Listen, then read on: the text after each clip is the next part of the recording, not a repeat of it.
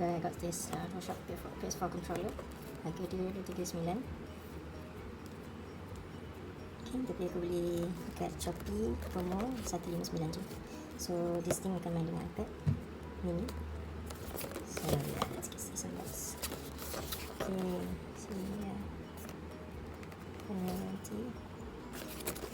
Let's do this.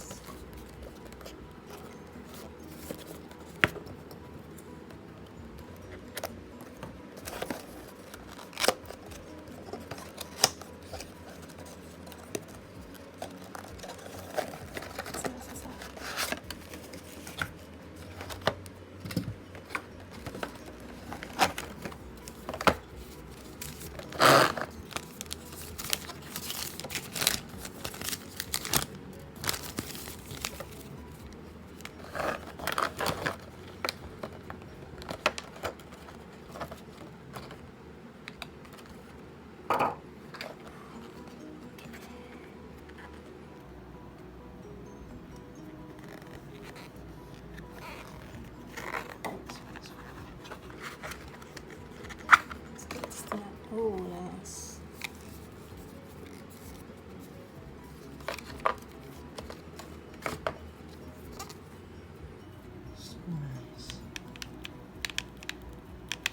Nice.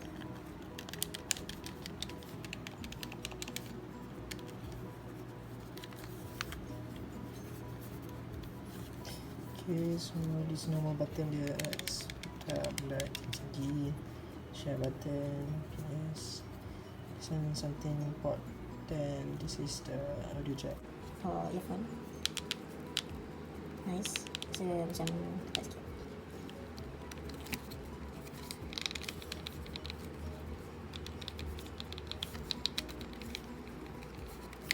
So this is the light indicator, this is charging dia.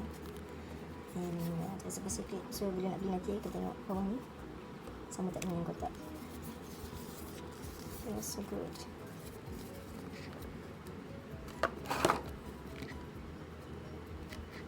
Let's put it up. Yeah.